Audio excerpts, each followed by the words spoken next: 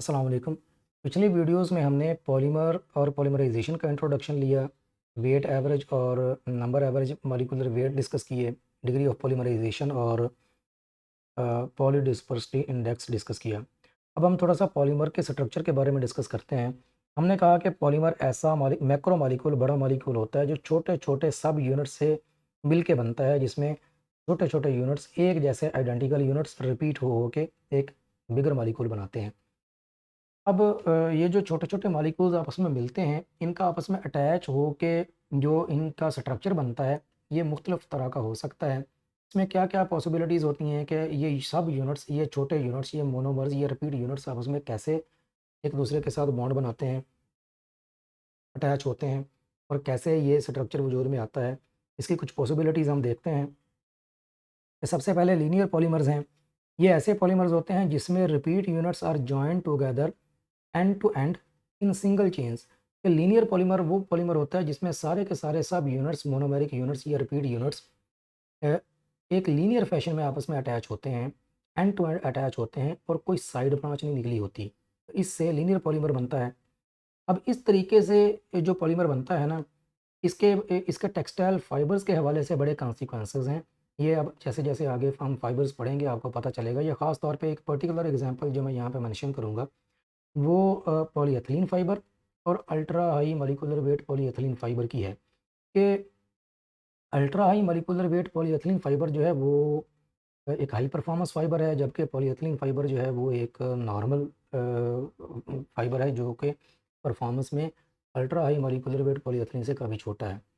तो ये जो इतना ह्यूज फ़र्क है प्रॉपर्टीज़ में, ये इस चेन लेंथ की वजह से है और इसकी लीनियरिटी की वजह से है।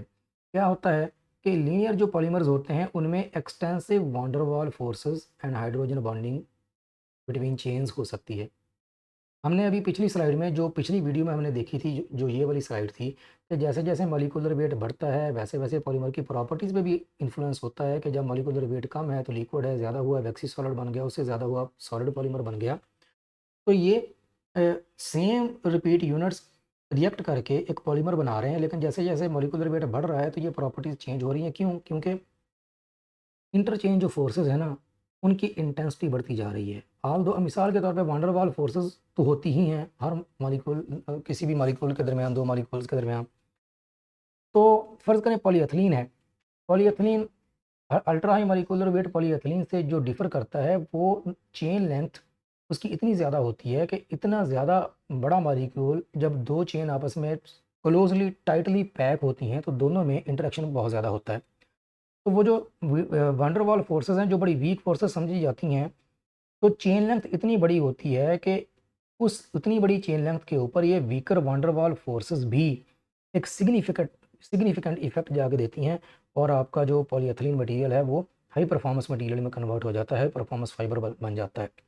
तो लीनियर पॉलीमर का ये कैरेक्टरिस्टिक है कि जैसे-जैसे पॉलीमर चेन लेंथी होगी, वैसे-वैसे इस तरह की जो फोर्सेज़ हैं वो बढ़ती जाएँगी।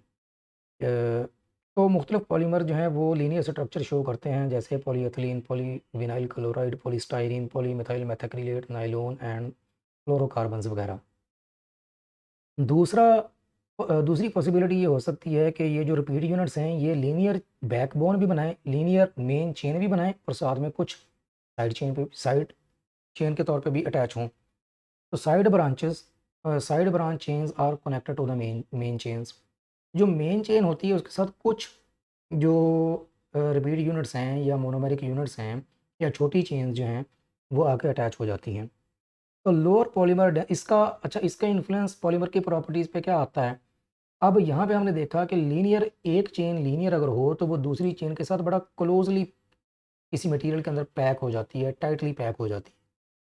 तो जब ये ब्रांचेज़ आ गई तो अब ये ब्रांचेज़ इन 2 चेन्स को आपस में करीब होके टाइटली पैक तो होने नहीं देंगी। इससे क्या फ़र्क पड़ेगा कि इस मटेरियल की डेंसिटी कम हो जाएगी। तो जो लो डेंसिटी पॉलीएथिलीन है वो ब्रांच्ड होती है और जो हाई डेंसिटी पॉलीएथिलीन है वो लीनियर होती है। कि अगर ब्रांचिंग ना हो तो हाई डेंसिटी पॉलीएथिलीन बनती है, अगर ब्रांचिंग हो जाए तो वो चूँकि फिर एक चेन दूसरी चेन से थोड़ा फासले पे होगी, टाइटली पैक नहीं हो सकेगी, तो इस तरीके से वो डेंसिटी उसकी कम हो जाती है। अब एक और पॉसिबिलिटी क्रॉस लिंक्ड पॉलीमर्स की, कि adjacent linear chains are joined one to another at various positions by covalent bonds, कि यहाँ पे लीनियर चेन्स, यहाँ पे साइड चेन्स अटैच हो गई और यहाँ पे मेन चेन्स आपस में कोवेलेंट लिंकेजेस के ज़रिए से आपस में वेरियस पोजीशंस पे along the length of the chain connected होती हैं। तो यहाँ पे आप देख सकते हैं कि मल्टीपल चेन्स हैं और सारी जो हैं वो आपस में कोवेलेंट लिंकेजेस के ज़रिए से यहाँ पे जुड़ी हुई हैं। तो हम कहेंगे कि ये पॉलीमर चेन्स की आपस में क्रॉस लिंकिंग हुई हुई है, ये क्रॉस लिंक्ड पॉलीमर है, जैसा कि इलास्टिक मटेरियल, रबर वगैरह क्रॉस लिंक्ड होते हैं। तो ये एक एक तीसरी पॉसिबिलिटी होगी। एक और पॉसिबिलिटी होती है नेटवर्क पॉलीमर, कि ये जो यहाँ पे क्रॉस लिंकिंग हुई है, ये इस कदर शदीद हो जाए कि ये 3 डायमेंशनल हो जाए, कि मल्टी फंक्शनल मोनोमर्स फॉर्मिंग 3 और मोर एक्टिव कोवेलेंट बॉन्ड्स। पिछली वीडियो में हमने जब हमने इंट्रोडक्शन लिया था पॉलीमर्स का, कि पॉलीमर मोनोमर से बनते हैं, मोनोमर जो है वो उनमें फंक्शनल ग्रुप भी हो सकते हैं। फिर वहाँ पे हमने डिस्कस किया कि फंक्शनल ग्रुप एक भी हो सकता है, 2 भी हो सकते हैं, 3 भी हो सकते हैं, monofunctional, difunctional, trifunctional.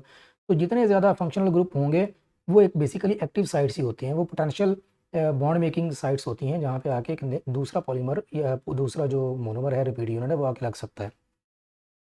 तो ये जो मल्टी फंक्शनल फिर इस तरह के मोनोमर्स होते हैं, ये 3 डायमेंशनल नेटवर्क बना देते हैं ऑफ कोवेलेंट बॉन्ड्स, ठीक है? तो ये हम कहते हैं कि हाईली क्रॉस लिंक्ड होता है। तो ये 3 डायमेंशनल जो क्रॉस लिंकिंग है, ये नेटवर्क फॉर्मेशन है, इससे जो पॉलीमर्स बनते हैं उसको हम नेटवर्क पॉलीमर्स कहते हैं। मिसाल के तौर पे इपॉक्सीज़, यानी कि जो इपॉक्सीज़ हैं, जो कि थर्मोसेट होते हैं, थर्मोसेट और थर्मोप्लास्टिक जो है, ये भी 2 ब्रॉड क्लासिफिकेशंस हैं पॉलीमर्स की। थर्मोसेट का मतलब ये होता है कि जो जिनके ऊपर हीट जो है, हीट की वजह से जिनको रीफॉर्म ना किया जा सके। और थर्मोप्लास्टिक वो होते हैं जिनको पिघला के आप रीफॉर्म भी कर सकते हैं, उनको रीयूज़ भी कर सकते हैं। तो इपॉक्सीज़ में इस कदर शदीद नेटवर्किंग होती है, क्रॉस लिंकिंग होती है, कि ये इनको आप हीट करके मेल्ट नहीं कर सकते, ये थर्मोसेट्स होते हैं। तो पॉलीयूरेथेन्स एंड फिनोल, फॉर्मल्डिहाइड रेज़न्स वगैरह, ये नेटवर्क पॉलीमर्स होते हैं कि इस कदर शदीद आपस में इनकी नेटवर्किंग होती है कि हीट इनके ऊपर इन्फ्लुएंस ही नहीं करती, ठीक है? और थर्मोप्लास्टिक क्या होता है कि थोड़ा सा हीट करें तो नेटवर्किंग या ये क्रॉस लिंकिंग की इतनी शदीद नहीं होती। जैसे ही थोड़ी सी हीट मिलती है, चेन्स आपस में मोबाइल हो जाती हैं और मोबाइल होने की वजह से पुराने बॉन्ड टूटते भी हैं, नए बनते भी हैं, और रीफॉर्मिंग, रीशेपिंग प्लास्टिक की हो सकती है। तो यहाँ पे वो पॉसिबल नहीं होता। तो इस स्ट्रक्चर के हवाले से ये 4 पॉसिबिलिटीज़ हमने पढ़ी। लीनियर पॉलीमर्स भी हो सकते हैं, ब्रांच्ड पॉलीमर भी हो सकते हैं, क्रॉस लिंक्ड पॉलीमर और फिर नेटवर्क पॉलीमर्स। तो इसके बाद नेक्स्ट हमारा जो टॉपिक है वो उसमें हम मुख्तलिफ पॉलीमर की कॉन्फ़िगरेशंस पढ़ेंगे।